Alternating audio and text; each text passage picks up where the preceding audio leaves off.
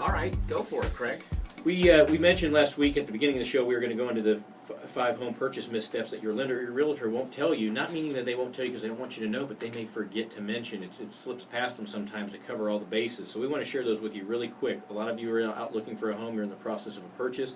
We see these little gaffes or missteps, mistakes made, and then everybody's going, oh, I wish I would have told you, or you shouldn't do that. And then they say, well, why didn't you tell me this to their realtor or their lender? So we're going to share with you some of those. Number one, using the wrong legal names or legal name or names if you're married, on the purchase contract or the loan application.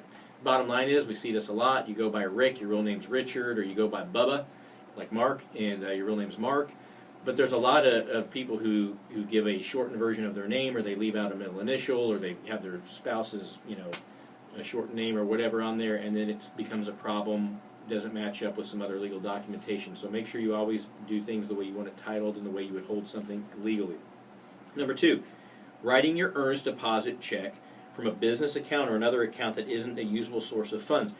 This is a big one, and it happens all the time. Let's say you're self-employed, or your wife has a Mary Kay cosmetic side business, or you've got some little side business you guys do that you keep a balance in, and you decide that since there's money sitting in there and it's been sitting there, you're going to write your earnest deposit check out of it. Don't write an earnest deposit check out of any non-personal bank account that you're not willing to document where the funds came from. So if you just came into some money that you just deposited and you don't have a paper trail for it, don't write a check out of the account you put that in. If it's in your brother's name or your cousin's name or somebody else or your boss or somebody else, you don't write an earnest deposit check as your earnest deposit to in good faith. That's what that is good faith money as a sign that you're going to hold up to the contract. Don't write that out of an account that's not tied to you.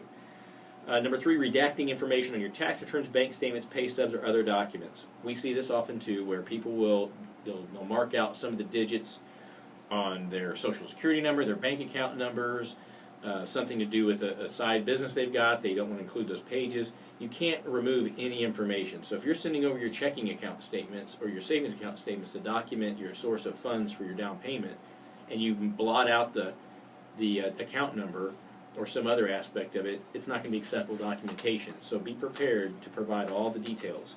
Number four, failing to disclose additional real estate that you own, even if it's just raw land. Another big one.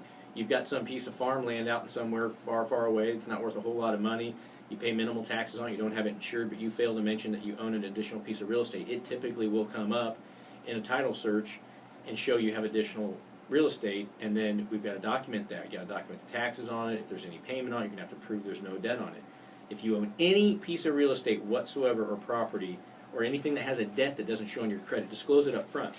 Lastly, moving money around without disclosing it to your lender. Hey, if you're going to move money from a savings account or an investment account into the checking account you're going to use for your down payment, any transfers of funds, whatever, make sure you discuss it with your lender, figure out the best strategy in doing so that it's documented properly. This is another big hitch that slows things down. All right, Mark, we come back. All right, folks, hang in there. We'll be back in a few. Life as you own it.